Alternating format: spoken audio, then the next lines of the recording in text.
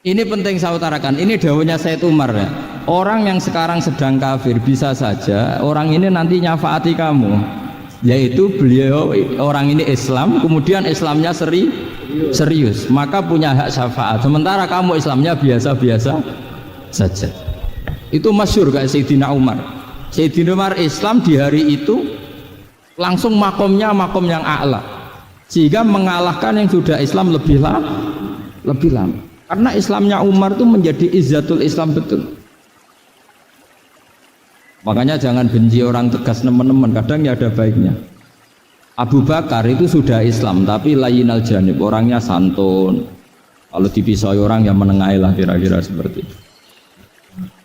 Begitu juga Bilal, Ammar, Suhaib. Singkat cerita, Rasulullah itu sering dibully ya, sering disiksa orang-orang kafir. Rasulullah berharap, wah kalau yang Islam gini terus repot. Melihat Umar ini petarung di pasar Uka, dia dapat uang itu kalau tarung, menangan.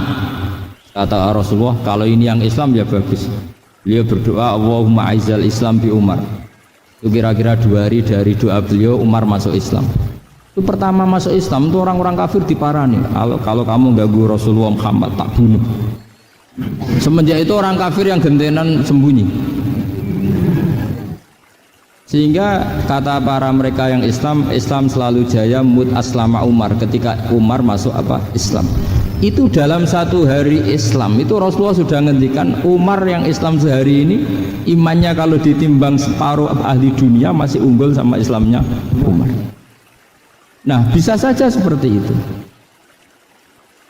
Jadi saya minta sama teman-teman yang mencintai ilmu, tidak tegas itu bagian dari ketegasan dalam ilmiah. Karena kita ini tidak mengendalikan dunia, tidak mengendalikan hidayat, hanya Allah piyambak yang ngasih hidayat. Maka sikap kita laisa laka minal amri syai'un aw yatuba alaihim aw yu'adzibahum. Rasulullah yang ahabbul khalqi ilallah saja tidak boleh tegas karena semuanya potensi itu ada.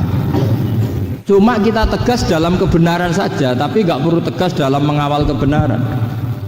Kenapa demikian? Karena Islam ini agama yang akan dijaga Allah ila yaumil. Yang jaga Islam bukan PBNU, bukan PP Muhammadiyah, bukan kiai. Yang menjaga Islam namun Allah Subhanahu wa ta'ala. Makanya Sayyidina Umar itu kalau disuruh mikir Islam itu nggak mau betul. Masyhur itu dalam tarikh-tarikh. Umar mimpin itu sukses, banyak futuhat.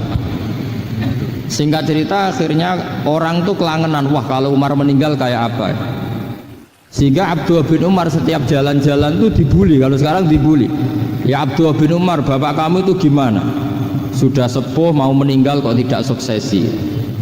Kalau saja ada orang penggembala kemudian meninggalkan kambingnya di hutan, kamu anggap orang yang mudhoyi enggak, menyanyiakan kambing itu enggak? Ya iya kata Abdullah bin Umar. Apalagi amru hadil umat ini mau ditinggal gelanggang, nanti suatu saat Umar meninggal, beliau suksesi supaya jelas. Logika itu diaturkan ke Umar radhiyallahu anhu, ke Sayyidina Umar. Pertama Umar agak tertarik dengan logika itu, lama-lama beliau marah, tidak jadi. Saya tetap tidak akan istikhlaf, tidak akan suksesi, dan saya tidak akan mikir Islam katanya. Islam akan diurus oleh Allah Subhanahu. Terus beliau ngendikan, Islam ini jalan ketika ditinggal Abu Bakar. Bahkan ketika ditinggal ahabbul khalqi ilallah, akramul khalqi indallah, yaitu Rasulullah Muhammad sallallahu alaihi wasallam. Coba Islam dulu dipimpin Abdul Qadir ketua wali, dipimpin Wali Songo, dipimpin orang top-top. Sekarang dipimpin mondok 3 bulan jalan. Karena Islam yang ngatur Allah Subhanahu wa ta'ala. Jadi ini penting. Loh coba ustadz tuh banyak yang nggak bisa ngaji loh, tapi ya laku ya nggak masalah. Loh saya kemarin di Korea seminggu itu TKI jadi khotib, ada yang jadi mufti, ada yang jadi suriah. Itu ada yang di sana jadi suriah, pulang ke kampung angon kambing lagi. Loh itu teman saya kenal. Suriah Korea. Iya suriah Korea tapi. Artinya gini, bahkan masjid semua yang di Korea itu didirikan oleh TKI dan TKW. Mereka digerakkan Allah untuk mikir agama, karena agama ini milik Allah. TKI saja mikir. Makanya ini penting, yo dakwah tapi tauhidnya sing kenceng, jangan dakwah kenceng tauhidnya kendor. Itu bahaya betul. Saya ulang lagi ya, ini dawuh Habib Umar. Jadi kata beliau, fala budda an wattina qulubana, kita harus yakin seyakin-yakinnya bahwa semua kemungkinan itu mungkin. Makanya masyhur dalam tarikh ketika kafir Quraisy mau disiksa oleh para malaikat karena mereka sering menyakiti Nabi, kata Nabi gimana? Jangan. Saya berharap kalau bapaknya tidak mukmin, suatu saat anaknya mukmin. Masyhur dalam tarikh. Musuh Nabi besar siapa? Walid bin Mughirah.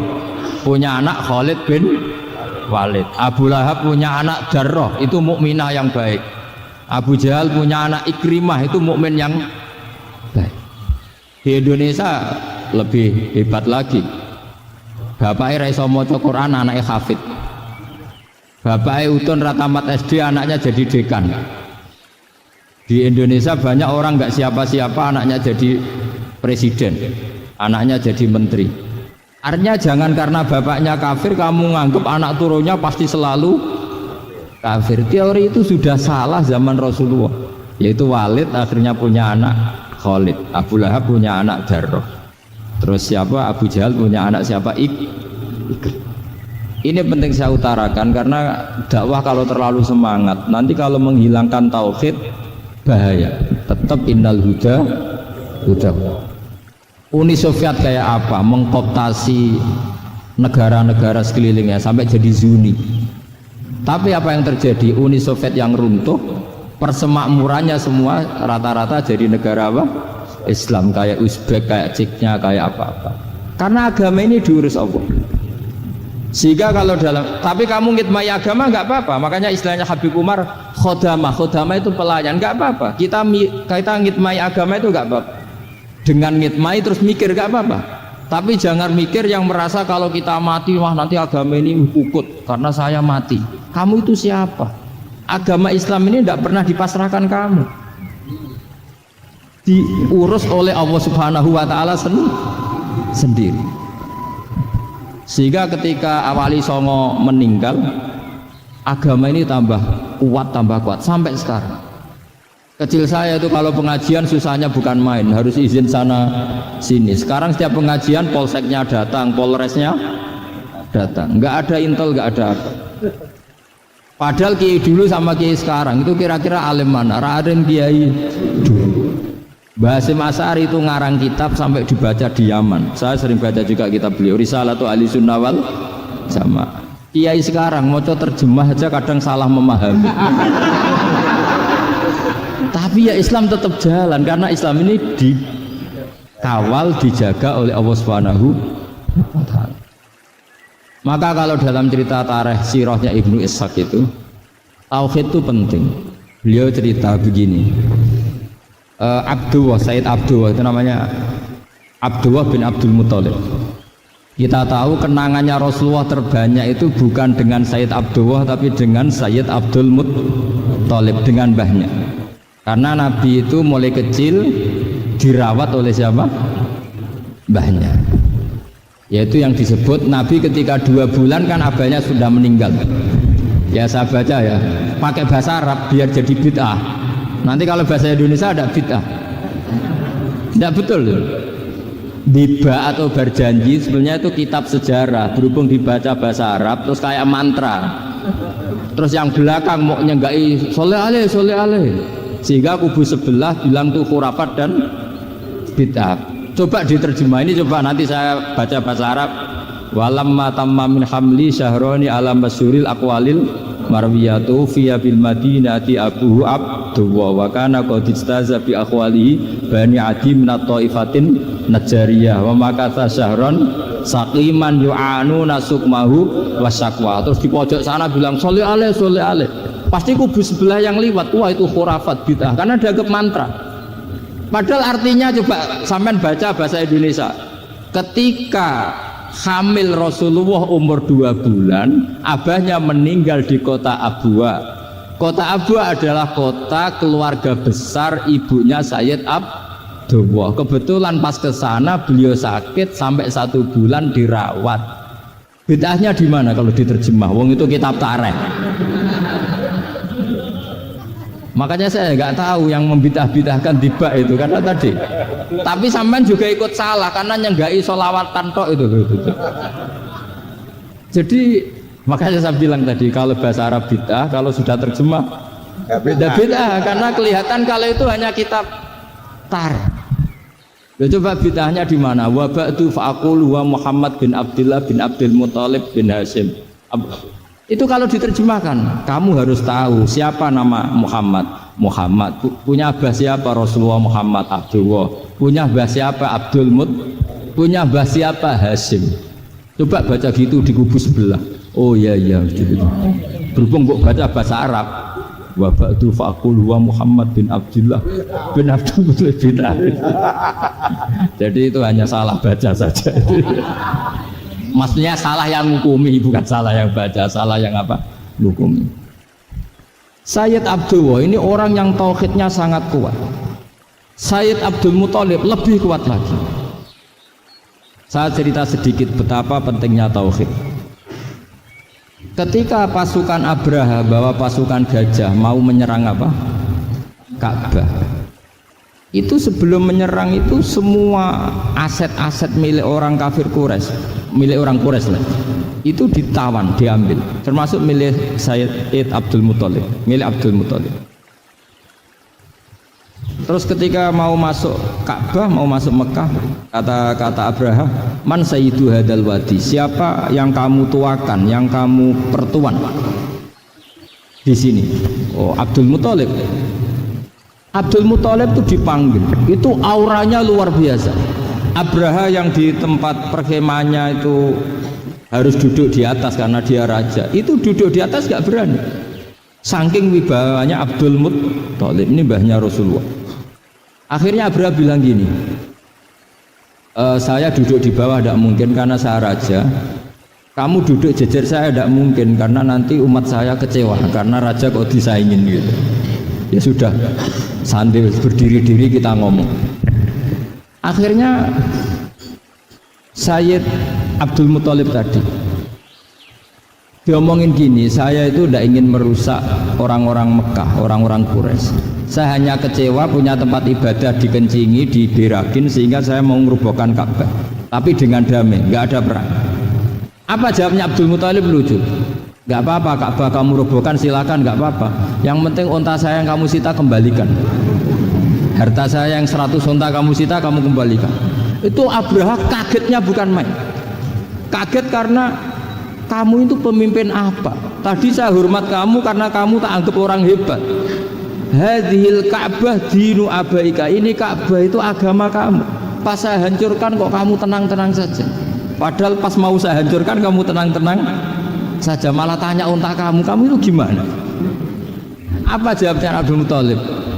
Inna lihadal baiti robban hamahu, sebab Ka'bah itu ada yang punya dan pasti akan melindungi Ka'bah. Tapi kalau unta itu milik saya, ini urusan saya, ini unta. Jadi inna lihadal baiti robban hamahu itu tidak milik saya, itu ada yang punya. Ya sudah, biar yang punya aja yang jaga, itu udah urusan saya. Akhirnya unta dikembalikan, aman deh, untung double. Terus akhirnya dia ke Ka'bah, fa'akhudha bi halaqatil bab, karena dulu apa itu halaqatil bab, karena dulu itu yang dipakai apa itu pegangan itu bentuknya apa, bulat, makanya diistilahkan halaqah apa, bulat. Kalau sekarang halaqah ilmiah itu seminar. Jadi berat. Halaqah itu buruhi lain lagi. Iya. Pegang terus bilang gini, kata Abdul Muthalib, ya Allah, Ka'bah ini mau dihancurkan oleh Abraha, Ka'bah ini milik kamu. Saya mau ke gunung, mau melihat apa yang kau lakukan terhadap orang yang mau merusak Ka'bah. Terus Abdul Muthalib bilang ke umatnya, wa ya qaumi, ayo kita ke gunung melihat ma fa'ala rabbuna, apa yang akan dilakukan Tuhan kita terhadap orang yang mau menghancurkan Ka'bah. Jadi santai saja, santai. Terus Abdul Muthalib naik gunung sama orang-orang Quraisy. Abraha datang mau merusak Ka'bah, terus terjadi alam taro kaifa fa'ala rabbuka bi ashabil fil. Itu melihat, dan betul Ka'bah dijaga Allah. Islam juga gitu. Ketika Islam dikooptasi Uni Soviet, semua ulama, semua wali perasaannya hanya nunggu kehancuran Uni Soviet, karena pasti agama ini dijaga Allah.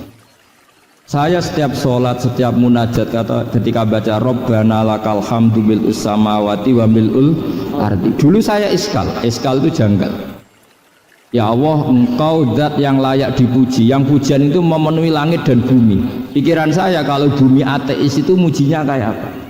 Tapi Masya Allah, ketika saya datang di Korea, bumi ateis, ternyata di sana banyak masjid, banyak tasbih, bahkan ada sakduna di sana. Karena Allah sudah ngendikan lakal hamdu mil'us samawati wa mil'ul ardi. Dan sekarang nyata, semua bumi ateis, bumi apa saja ada tasbihnya, ada tahmidnya. Makanya sadaqallahul azim ketika ngendikan sanurihim ayatina fil afaq walladzi arsala rasulahu bil huda dinil haqqi liyudhhirahu 'ala dini kulli. Makanya saya mohon sekali bahwa agama ini harus kamu khidmah. Tapi nggak boleh kamu pikir, atau dibaliklah, khidmah maka memikir. Tapi tidak usah GR bahwa agama ini diserahkan sampean. Saya juga agak ridho. Agama kok diurus orang-orang kayak gini, kayak apa nasibnya? Jadi ini penting, karena rata-rata kiai alim itu tidak jelas. Terus oleh orang-orang yang nggak pernah ngaji itu, wah ini nggak jelas, nggak tegas. Islam itu harus tegas. Maksudnya tegas itu kayak apa? Tegas itu di wilayah kita. Kalau istri kamu mau diperkosa orang itu boleh tegas, itu wilayah kamu. Tapi kalau hidayat itu wilayahnya Allah Subhanahu wa ta'ala, kita tidak pernah tahu. Bahkan yang sudah Islam saja, nyuwun sewu, itu nggak ada jaminan mati husnul khotimah. Kita tahu dalam sejarah Sa'labah itu dapat gelar hamamatul masjid, merpatinya masjid. Tapi kita tahu akhirnya Sa'labah itu apa? Su'ul khotimah. Sampai dalam Islam selalu diajarkan ya muqallibal qulub tsabit qalbi ala din. Jadi kalau kita sendiri saja masih ingin selalu husnul khotimah, agak ada ruang untuk mudah menvonis orang lain. Makanya saya salut sekali ketika Habib Umar menulis kita semua ini mengkhidmati hadal kaun dan selalu berharap bisa saja suatu saat orang yang sedang kafir bisa saja suatu saat muslim. Nah soal kalau yang sama yang harbi menyerang kita ya tarung. Kalau artinya kalau yang merangi kita ya kita wajib perang, kalau enggak ya habis kita, seperti kita lakukan ketika diserang Belanda. Tapi ketika mereka musta'man, dhimmi, mu'ahad, orang-orang kafir yang mau berdamai dengan kita ya kita damai, sebagaimana yang dilakukan Rasulullah SAW ketika berdamai dengan kafir Quraisy yang dipimpin Suhail bin Amr, masyhur itu dalam tarikh. Singkat cerita kan Sayyidina Ali ini pernah konflik sama orang Khawarij. Kata Sayyidina Ali, ya sudahlah, namanya kita musuhan, kita tidak usah ketemu, pakai mediator, kata Sayyidina Ali. Kata orang Khawarij, ini apa-apaan kok butuh mediator, nggak ada Qur'annya, nggak ada hadisnya. Kira-kira kalau Sayyidina Ali orang Jawa, nggak ada apa tidak tahu. Walhasil Sayyidina Ali akhirnya baca ayat wa in khiftum shiqaqa bainihima fab'atsu hakaman min ahli wa hakaman min ahliya. Jika suami istri tengah konflik, maka yang keluarga suami kirim mediator, yang keluarga perempuan juga kirim. Terus kata Sayyidina Ali, wa amru ummati Muhammad a'dhamu min amri rajulin wa imra'atin. Kalau suami istri saja ketika konflik butuh mediator, apalagi ini kelompok besar pasti lebih butuh mediator. Akhirnya lalu mediatornya siapa? Kata Sayyidina Ali, ya siapa saja yang penting baik. Ditunjuk seseorang, diprotes sama orang Khawarij, ini orang nggak kredibel. Oh, terus Sayyidina Ali marah-marah. Rasulullah itu pernah berdamai dengan orang, bahkan orang itu kafir, yaitu Sulhul Hudaybiyah. Nabi itu berdamai dengan orang yang bernama Suhail bin Amr ketika itu kafir. Makanya ini menunjukkan bahwa musolahah ma'al kufar itu boleh demi kelangsungan bernegara berbangsa. Kamu tidak usah meragukan reputasi NU ketika dulu kafirnya kafir harbi zaman Belanda ya Mbah Hasim fatwa apa? Jihad. Jadi jangan kira tidak tegas, kita tegas sekali, justru kita yang punya masa lalu tegas. Tapi kepada siapa dan dalam konteks apa? Paham ya? Terus ini penting sekali untuk dijernihkan. Ini saya baca berikutnya nanti, tidak supaya tahqiq. Saya syukur sekali, saya tadi sekaligus minta ijazah sama Habib Umar, dan memang saya ngaji ini lama sama teman-teman alumni Yaman, cuma belum pernah ketemu mu'alifnya. Tadi saya ketemu minta ijazah itu dan beliau senang sekali, bahkan sempat bikin tulisan di kitab saya ini. Sama tidak perlu baca, karena kalau bisa ya biasa, kalau tidak bisa malu ya sudah, tidak usah baca.